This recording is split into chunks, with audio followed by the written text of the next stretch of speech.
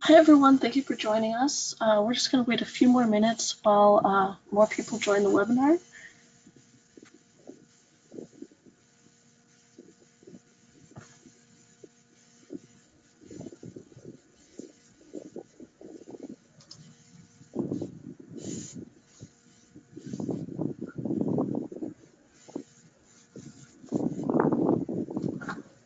And I just want to remind our panelists that if you're not speaking, just go ahead and mute yourself so we don't get too much background noise.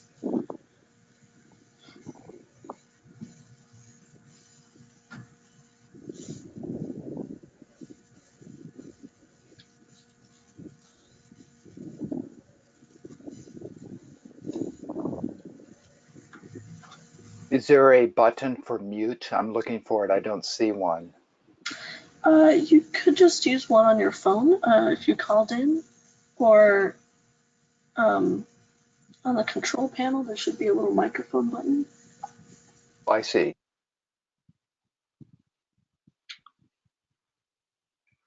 And just a reminder to all the attendees here right now, if you have any questions throughout the webinar, you can use the question drop-down menu in your control panel to write and submit the question.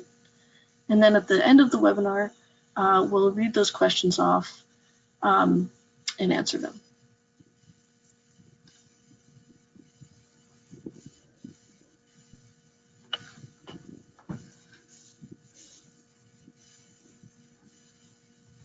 All right, so we're going to go ahead and get started. Thank you everyone for joining us. This is a webinar, a National Drive Electric Week webinar to go over best practices for organizing an electric vehicle test drive event or a test drive event at your ENDO event. And so we're thankful to have Heather Clark from the Nissan Leaf team with us, who will be presenting today. All right. Good morning, everybody. Can you hear me? Yes, can hear you okay. Okay. Sorry. Good morning, everybody. So just wanted to go through a couple easy steps for you guys to help in your preparation for your National Drive Electric Week event. At this point in time, we are at a perfect time to have this webinar. And right now, hopefully you guys are reaching out to all the OEMs and making a contact there where they can help support you with your event, reaching out at least 6 weeks in advance, which is practically right now before National Drive Electric Week starts this year, is key just for planning purposes. And then make sure that you work directly with your representative that you've been given a key contact with, and they will be able to support you guys throughout the process. The paperwork that would be required is you will need to have test drive waivers. Each OEM will likely require a liability waiver from each test drive participant. And then to ensure that you guys have insurance liability certificates as well. And again, depending on where the event is being held. I'm so sorry, can we pause for a second? I mistakenly did not start showing my screen. Presenter mode. Okay, sorry about that, everyone. I didn't realize I wasn't sharing my screen there. All right, go ahead. Everyone can see now the slides. Okay, perfect. So depending on where your event is taking place, there may be additional requirements for insurance liability certificates to be obtained. So just find out what the specific insurance requirements are for your location ahead of time, so you guys do not get in a bind last minute, because it can take some time to process through and get those created for yourselves. Again, also determine a test drive route that is going to be efficient and safe for all consumers driving cars. Try to make it no more than 1 to 2 miles in length. Consist of right turns only if that's possible. And then create a map to give the participants and organizers, because some people could be coming from out of town or just in town visiting somebody else and attending and not very familiar with the area. And ensure all test drive organizers are familiar with the route ahead of time before they start driving. During the day of the event, we love to get on-site test drives, and it's ideal to have a sign-up booth, so it's centralized location to register participants, check for valid driver's license and their insurance, and sign all necessary waivers. and then have a list of vehicles available for test drives. Also, and then you'll want to, Heather, yeah. if it's okay, I just wanted to add something else there. At Plug-in America's EV test drive events, we often also assign someone to stand at the entrance where vehicles are entering and exiting, so that person can count, how many people leave in each vehicle, because that way at the end of the day you can easily tell how many rides or drives you got in each vehicle. Just a good way to collect stats. And then make sure you're staging your area for vehicles. Make sure this is easily accessible and does not interfere with the pedestrian traffic. I know even when people mark things off, people still like to cut over. They think it's shorter. And so just always be aware of where people will be walking or could potentially be walking, and set up the best for safety for everyone. Make sure there are dedicated lines for each vehicle, 1 to 2 people checking IDs and waivers, 1 person expediting the line, and 1 person conducting the test drive. And that will help it run smoothly and efficiently. Also, if you'll reach out to the closest dealership or OEM representative 3 weeks in advance to establish the protocol, and just make sure you guys are aligned with the process and who is owning what piece of the ride and drive. And then have a pre-printed directions to the dealership with a designated contact if applicable. And then also for dealership test drives, ensure that the test drive participants have completed the waiver in advance of reaching the dealership. So that way the dealership can just know that that's already done, and they're going to be more open to do it, hosting the ride and drives, if they don't have to deal with that paperwork. And during the test drive time, remember it is likely that this may be someone's first time driving electric vehicles, so they may not feel or understand the power that when you hit that pedal, it's not a golf cart. Like, it truly will take off, and it's got the power and the torque. So help them draw the comparison with an ICE vehicle by pointing out the quietness, the lack of vibration, the torque, rapid acceleration with no jerking or shifting, responsiveness of the throttle, and regenerative braking. And during the test drive, make sure you guys are discussing the benefits of electric vehicles. They are fun to drive, they're easy and cheaper to fuel, reduce maintenance costs, reduces air pollution and carbon footprint, and reduces the dependency on foreign oil. And check with the participant why you love driving the electric vehicles. And then review vehicle specifications. Encourage those riding with the participant to review the vehicle specifications before starting the drive, and then also during it, but obviously checking mirrors, adjusting the seats, and doing all that before it starts. While it is likely the driver will ask more general questions concerning EVs, it will help in answering model-specific inquiries as well. And then how to deal with the dealers. So start early, like we said. I would start now if you have not already. Engage the dealer about participation in your ride and drive, for your ride drive as soon as you can. And specifically for Nissan, I can speak to, work with the dealer closest to your event, as dealers have legal agreements with Nissan about working within another's dealer territory within the same brand or OEM. So if the closest dealer does not want to participate for Nissan specifically, they will need to sign a form consenting to allow another dealer to come into their territory. So if you guys have any further questions on that, you can let me know, or reach out to your to the EVOM that's in the area for Nissan, and we'd be happy to help and support and guide. And then when approaching the dealer about a sponsorship or participation in your ride and drive event, highlight the potential traffic this will drive to their dealership, and that will help engage them and see the benefits of sparing a couple sales reps maybe during the day to do this event for you. Communicate the event specifics and have a follow-up plan. Should event schedule or specifics change, be sure to let the dealer know as soon as possible. And then again this year, Nissan is happy to help promote your events, and we're providing City Captain kits. In the kit this year, you guys will receive a City Captain t-shirt for you to wear, 1 large National Drive Electric Week banner, 5 directional signs to help direct the public to your event, and then some Nissan Leaf swag will be in there. Example, some new stuff we're going to have this year is pop sockets, and then we're going to have some recyclable bags, water bottles, and pens. All right.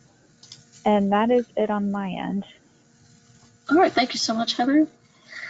All right, we already have lots of great questions, and so we'll be sure to get to those after our guest speakers. And as you can see here, you can always contact the Nissan Leaf team using this email address here. All right, so our guest speakers today are all National Drive Electric Week City Captains who have experience organizing electric vehicle test drives. First, we have Robert Langdon. He's a member of the Connecticut chapter of the Sierra Club and was city co-captain to last year's Endo events in Hamden and Old Saybrook. He is an owner of a Chevy Bolt and enjoys talking about the advantages of driving electric. Yes, hi, this is Bob Langdon. I'm glad to be here. Just going to talk about a few aspects of helping conduct the test drives and rides at the Endo events. So my wife and I were both co-captains of the event in Old Saybrook, Connecticut last year. And Old Saybrook is a town right at the mouth of the Connecticut River. So it's kind of a scenic setting. We had our event at a city park, which is right on the river. And adjacent to us is a marina and hotel, which is kind of a destination location. And it's also a green marina, and the hotel has a lot of solar panels, and they also have a couple of EV charging stations. So the hotel actually helped us with incentives that I'll mention in a minute. So about recruiting auto dealers. So last year was our first year in doing this, and we found it was helpful to start with dealers that we knew. So I have a Chevy Bolt, so we talked to our local Chevrolet dealer. The Nissan dealer in the Old Saybrook area was very cooperative. And as far as test drives, we pretty much had the dealers take care of the waivers or anything else related to insurance. And we had kind of a medium-sized event. I think we had about 100 people total over the 4-hour period. So it wasn't terribly busy. We did find that the having the tests or even the dealers sort of congregated at one part of the parking lot near an entrance or an area where they could exit actually to do test drives was helpful. And as it was mentioned earlier, if people are driving, especially the first time in EV, you want them to be able to exit the parking lot without going through anywhere that pedestrians are located. So we had several auto dealers with their vehicles, and it can be a little bit of a challenge because when you first approach a dealer that doesn't know you, first of all, you want to not just do an email because that's probably the least likely to get a response. So a phone call is helpful, and most dealers have the salespeople have varying levels of expertise with EV, so it can be helpful to ask about a specific vehicle. Like if you call a Nissan dealer, mention that you're interested in the Leaf, and then you're likely to get a salesperson who is knowledgeable about the vehicle. And also you can check in advance, especially dealers you do not know, just going to their website, checking their inventory to see how many EVs they have on hand. So more EVs would be better than fewer. And then as far as our next topic, we move to the next slide. Our next topic is incentives for test drives and rides.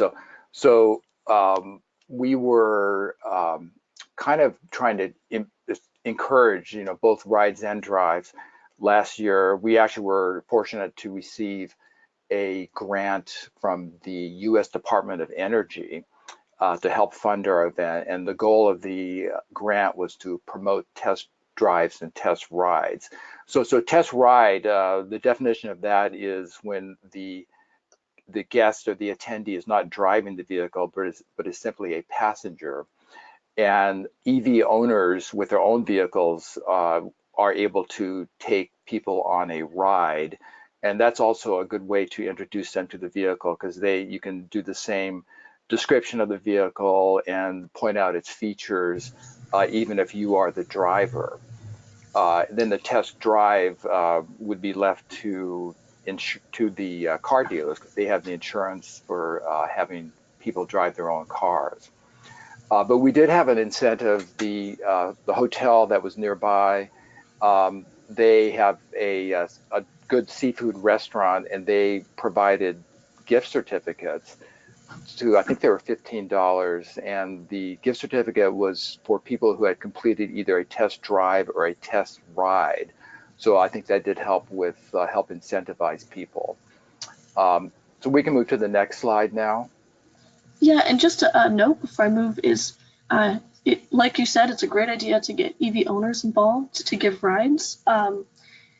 But just know that an EV owner who's giving a ride in their personal vehicle is only covered under their own personal insurance. So just make sure they know that before they sign up to give rides. Okay. Yep. So our next topic is promoting test drives at the actual event. And it's helpful to inform everyone who is arriving that, test drives would be available, to indicate where the car dealers are with their vehicles. And we can move to the next slide, actually. Next slide is actually a photograph at our event. And in the middle there, we have a Nissan Leaf with its new car sticker in the window. And then off to the right is a Chevrolet Volt. And then the fellow in the blue shirt to the far right is one of the dealers. So he's there talking to people. So we had a row of new cars with dealers congregated in this area that had easy egress without going through pedestrian areas. And then in the background there, we can see some other EVs brought by owners as part of the event. So, next slide. I think we have a. As I said, we had we indicated at our information table, which is where people were directed when they first arrived, that we would, where the EVs were parked, including those for dealers. And then we also had a question and answer session. And this is a poster that we made that was present right at our check-in desk, announcing the event and the topics that would be covered. And then we also included the car dealers in the question and answer. So they were able to talk a little bit more about the specific models of EVs and the future developments. Next slide. And this is another part of our event. So we have the building on the left is the Saybrook Point Pavilion, which is actually a nice air-conditioned environment. That's where we had the question and answer session. And then off to the right in the background is the Saybrook Point Inn. That was the hotel resort that was also helpful for us. And one more slide. This is our question and answer session. So we had, the session actually went on for close to an hour. So people were had a lot of questions. We had the panelists at the table off to the right, a moderator, as well as EV drivers and dealers. So that was we thought, a very successful part of our event. Okay, I think that's my last slide. All right, thank you so much, Bob. All right, so our next guest speaker is Josh Edson. He was the Marais, Utah City Captain. So go ahead, take it away, Josh.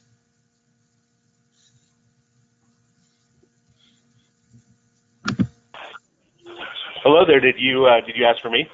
This is Yes. Josh. Yeah. Oh, so excellent. yeah, you can go ahead. Yeah, I would have loved to have done some slides. I didn't even think about that. I'm a Nissan salesperson at Tim Valley Nissan in Murray, Utah, which is here in the Salt Lake City Valley. I've organized a National Drive Electric weekday for the last 6 years, and they've always turned out really great. I liked what Robert said about getting the dealerships to back it. I think that's a great way to go. They often will be able to give you a budget and potentially even a facility, possibly. And of course, the important thing is to make sure that when you are going to set up this, especially if it's at a dealership, is that you go ahead and make sure you invite all the manufacturers. And if somebody doesn't seem interested, definitely go to the next person that may be interested, so you can get as big a variety as possible there. With our event, we did have a really nice budget from both Nissan and the dealership itself, so that worked out really good.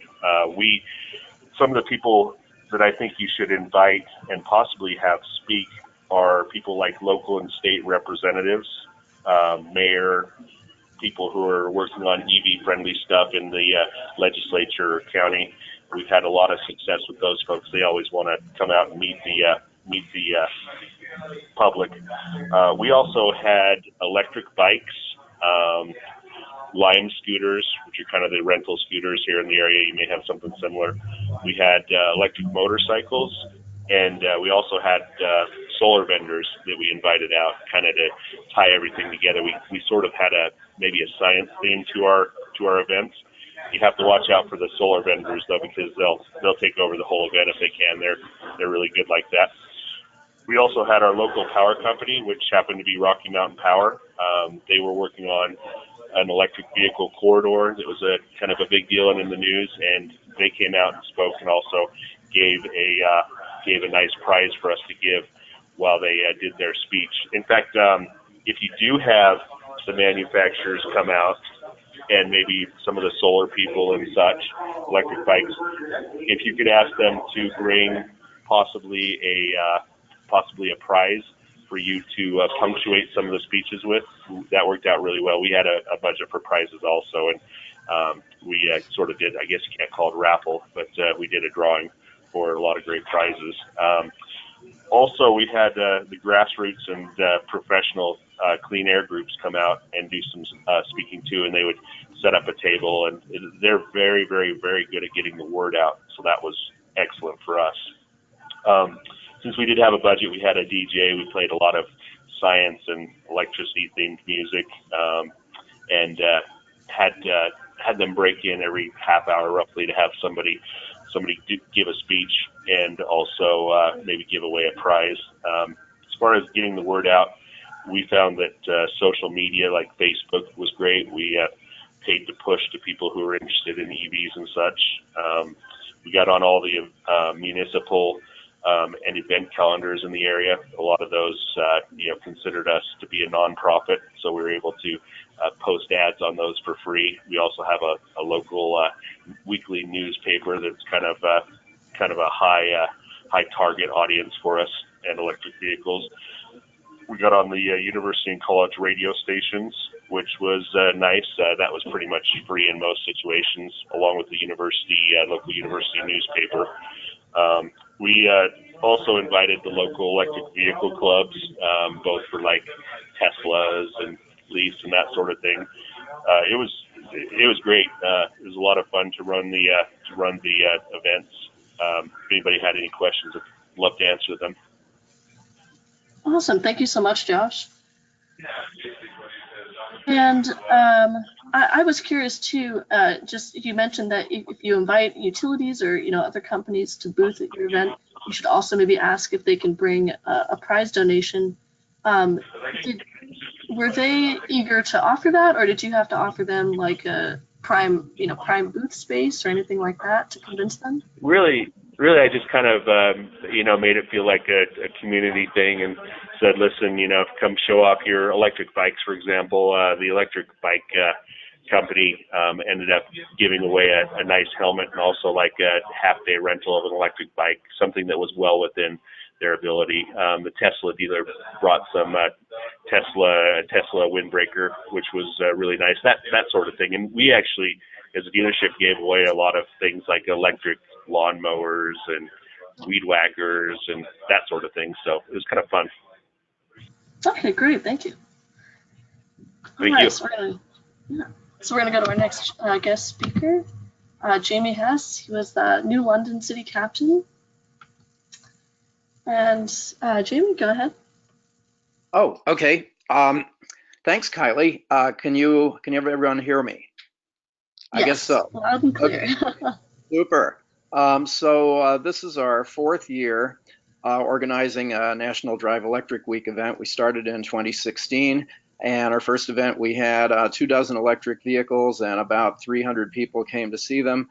We've grown that to 40 electric vehicles and 400 to 600 participants, so we're really excited about this year. And as part of our event, we not only have the EVs with the test rides, we also have an indoor space where we can do speakers and presentations, information tables, food and beverages, bathrooms. Thankfully, it hasn't rained on any of our events, but we're prepared in case it does. So as far as funding our event, we reach out primarily to auto dealers and solar vendors, and it's turned out to be the solar panel vendors who are the most generous in terms of giving us cash sponsorships. We have 5 solar vendors this year, and I think last year we had 6. Typically, the auto dealers, since we're in a rural area and many of them don't even sell EVs, they've been less responsive, but it looks like this year we're going to have 3 local auto dealers, which is a record. In past years, we've only had 1 or 2. And as far as cash sponsorships, we ask for anywhere from $75 up to $250, depending on the sponsorship level, and that typically gives us a budget of $2,000 to $3,000 to put on the event, which is great. And so in addition to electric cars, we also have electric motorcycles, electric bicycles, electric lawnmowers, electric snowblowers, weed whackers, and usually the local power company signs on as a sponsor as well. So as far as approaching auto dealers, we found it most effective, like somebody said, to make a phone call or even pay a personal visit, because emails generally fall on deaf ears. And we usually ask to speak to the sales manager or general manager or general sales manager, or whatever the appropriate title is. And more and more nowadays, the local dealership is actually owned by a holding company that owns other dealerships. So we often end up talking to that holding company in addition to secure the sponsorship and get their participation. So interestingly, our auto dealers who have sponsored and displayed EVs, they've not been interested in offering test drives at our event. Instead, they just bring the car, park it, show it, talk about it, and sign people up to come to the dealership for a test drive. That's how they prefer to operate. So what we do in terms of test rides is it's the individual EV owners who are often the most enthusiastic participants of all, who are offering the test rides. And so typically about half of the individual EV owners who show up offer to do test rides. And some of those dealers don't get any takers because some EVs are way more popular than others, as it turns out, and we don't try to interfere in the popularity contest. We just let attendees choose which EV they'd like to take a test ride in and approach the owner, and we take it from there. As far as setting up a test ride route, at one of our 2 venues, it's really easy because we can set up a 1 to 2 mile route that has only right turns, no traffic lights, and probably the most important aspect is to make sure that coming into and out of the event venue is always a right turn, and to run the route run the route clockwise. What else? If an EV owner is doing a test ride and they want to go beyond the official route, we can't really interfere with that. They can take a longer route if they want, head out onto the interstate for one exit, for example. It just means they won't be able to take as many people on test rides, and their battery might run low a little quicker.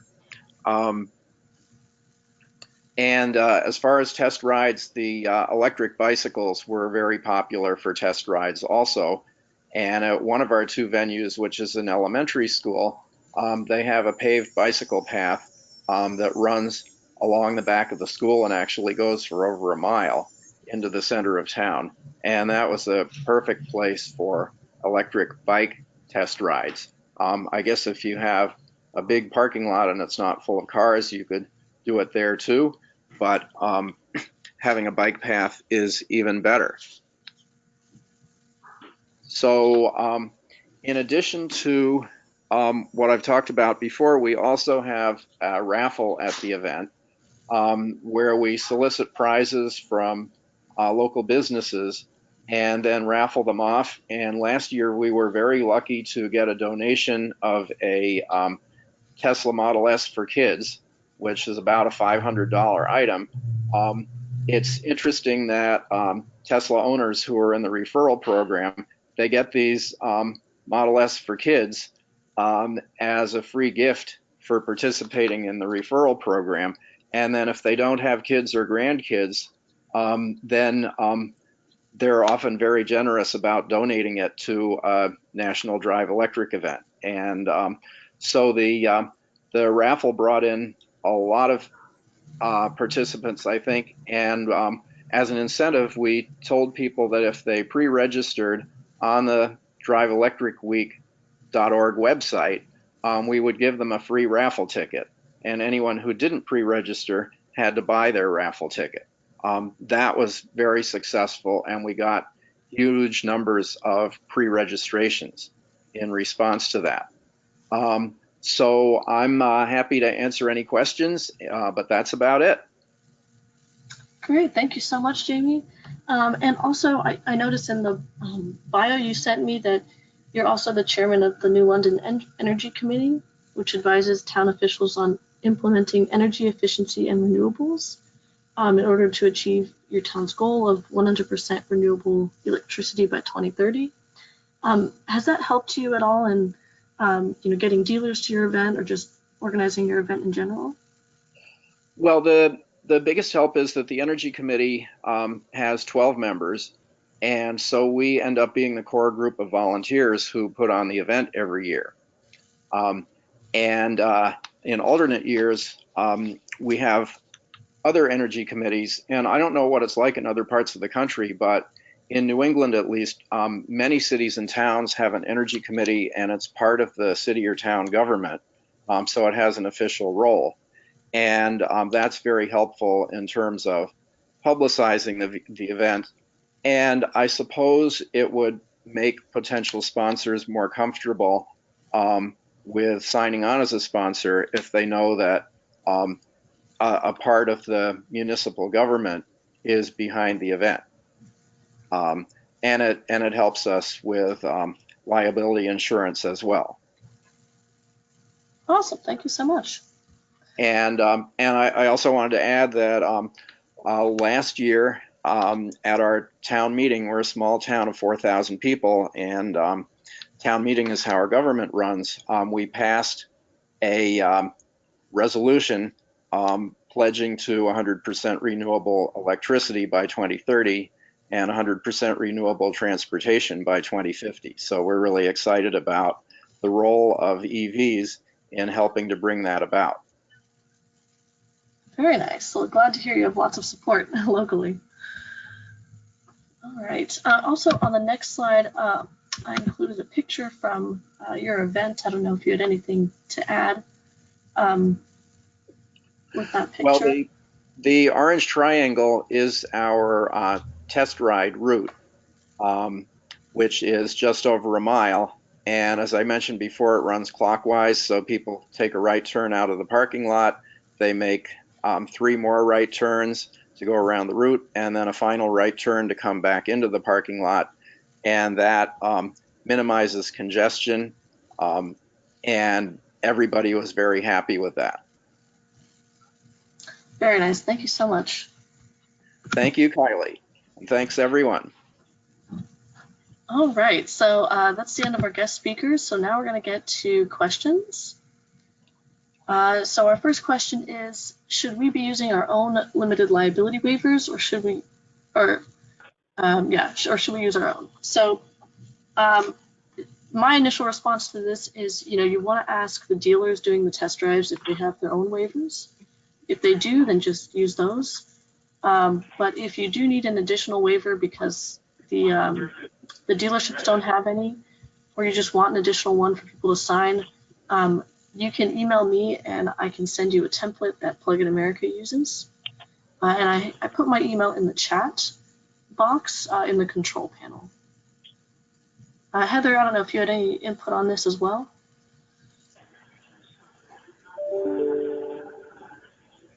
Or any of our guest speakers. Yeah.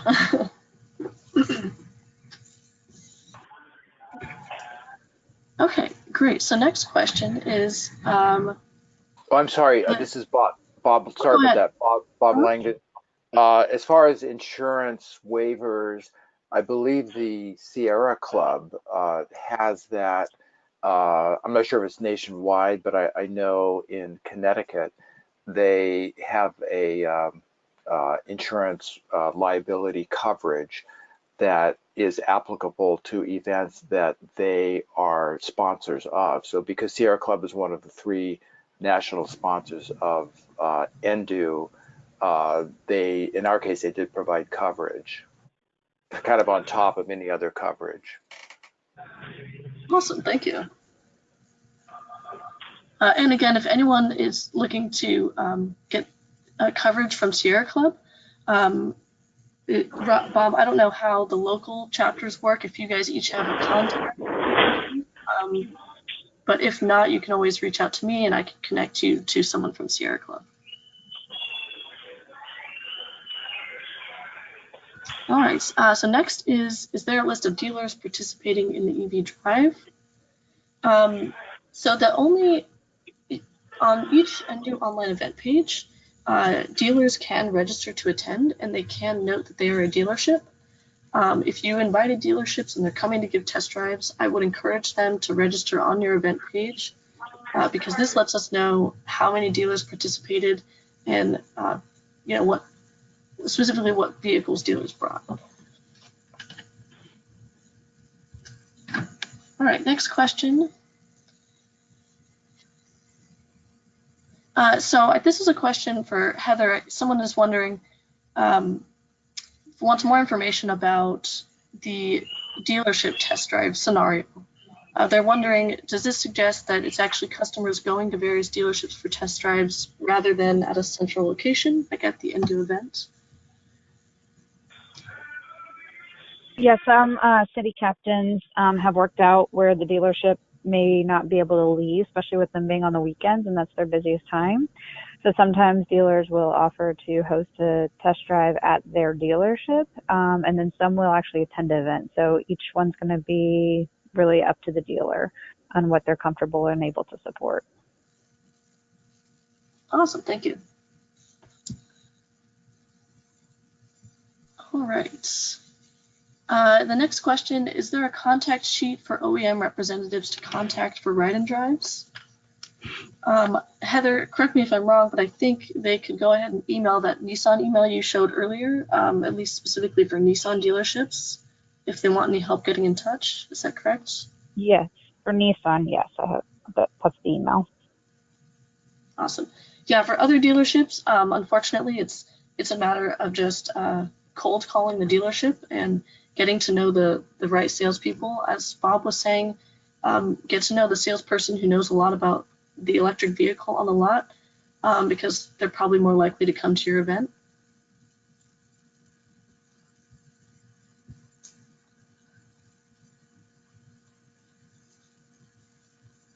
All right.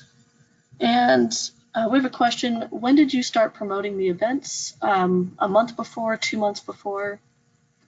And this is for any of our guest speakers. We started probably about 2 months before, but you know, it just seems to build near the end, more registrations and such. That was sort of how we did it, and then people kind of expected us to do it year after year because we did it so many years in a row. My experience, we start our organizing meetings about 6 months ahead, reach out to potential sponsors 3 months ahead, and then the publicity to the general public starts about 4 to 6 weeks ahead. You also want to make sure that you get a hold of anybody in the local media, local news stations and such, especially people who tend to cover the environmental aspects of things, and see if you can get the media out there. It is kind of tough, but it's awesome when they come. Awesome, thank you so much. All right, and another question, how long were the events? So if any guest speaker has input on how you decided how long the event should be. Ours was this is Bob Langdon, ours was 4 hours, so we did 11 a.m. to 3 p.m. That's exactly the same for us. We started with noon to 4, and this year for the first time we're doing 11 to 3. Yeah, we're 11 to 3 also each year, so that's worked out well. Great. Do you notice about about what time most people come, or is 4 hours, or is the 4 hours busy the whole time? Pretty much. It's interesting. A lot of people will stay for the whole thing because they're already the electric vehicle enthusiasts. One problem that I had was, it was kind of like we were talking to the choir there. It was harder for us to get people who weren't already electric vehicle buyers and owners to come out. We'd have, tons of owners, which was great. It was wonderful. But it was hard to appeal to people who hadn't thought of it before, especially on a Saturday afternoon. It's funny, in our area, I guess EV penetration is just barely starting, so the vast majority of attendees at our events are not EV owners. I think most people would stay for probably 2 hours, maybe 3 or 4, but I think our maximum attendance was the second and third hours of the event, although some people even show up early. All right, great, thank you. Okay, and then we have another question. How long were the test drives? Just around a lot or out on the road? And so I'm gonna just cut in for a minute there. And at least for Plug-in America's test drives, we try to keep each drive to about 15 minutes. That way it gives enough time for the vehicle to give drives to lots of people, but also gives the driver a good experience. And we also try to get them out on the road as opposed to driving around a parking lot, because it's really important that people have real driving experience so that they can see what it's like to brake, what it's like to speed up, especially if you're able to design a route that takes them on a freeway and then off again pretty quickly at the next exit. That's also some good experience for how the vehicle performs. But do any guest speakers have any comments on that? Our in Old Saybrook, as I said, it's a scenic area, and there's a lot of water, the river on one side, and then there's a kind of a bay that is pretty large. So the only route really take was probably about 4 miles long. It's actually a scenic route, 2-lane roads. We had all right-hand turns, but I thought that route worked out pretty well. We didn't have any options that were any shorter than that. Actually, that could be a circle or a round trip. And here in New Hampshire, our standard route was a little under 2 miles, but if an EV owner wanted to take passengers out on the interstate, that would have been about a 6-mile round trip back to the event. So we had some of each. All right, great, thank you. All right, and then Jamie, we do have a question for you specifically, but this is maybe for after the webinar. If someone is interested in any contact info you can share if from solar vendors who offered sponsorships. So I'll direct that your way after the webinar. Okay, and I just want to comment, generally speaking, we didn't reach out to any nationwide vendors. These were all local or statewide vendors. So depending on whether you're in New Hampshire or not, or maybe Vermont, we could maybe help you with specific names, or maybe you'd have to do your own research. Got it, thank you. And the next is a question about the event kits, the promotional materials. So, every year we do send free printed materials to each National Drive Electric Week event that is registered on the website and has a date, time, location, and event description. So the form should be live on your event page now. If you log in to your event page, then you should see at the top of the page, in the notes for city captains section, there will be a link where you can submit your order. And you do need to request printed materials. We don't just automatically send them to every event, so be sure you fill out your order. All right, and this is a good question. So how does Jamie or another city captain manage sponsorship payments without a local organization? Oh, that is a very good question. So this year, we're using our local Sierra Club chapter to handle the funds. In the past, we've partnered with local nonprofit organizations that were interested in supporting the event, not only by acting as our banker, but also by supplying volunteers and helping with publicity. So it's a great partnership that benefits both the local nonprofit and our event.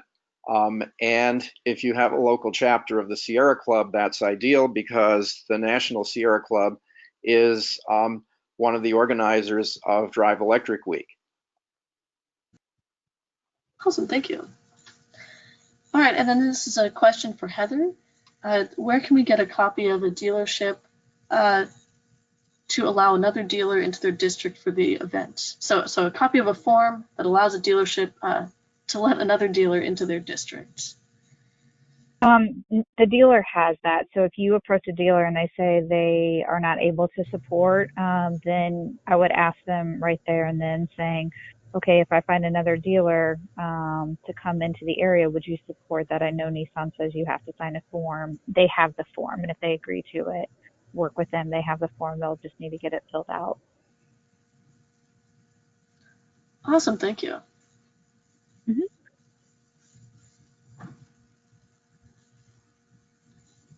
Okay, and then this is a fun question. Has anyone ever tried to record the actual test drive on video and then send it to the driver as a souvenir?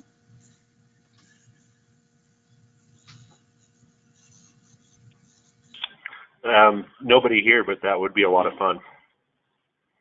Yeah, it sounds definitely like the job for a GoPro, maybe.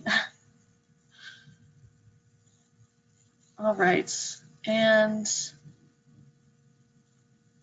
that is it. A couple other logistical questions. So the slides and a recording of this webinar will be available on the Drive Electric Week website.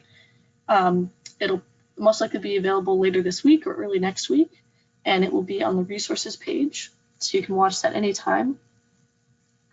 Also, if you have any questions that we didn't get to, you can go ahead and email me at kmorgan@pluginamerica.org, and then I can also pass those questions along to any of our speakers today at your request.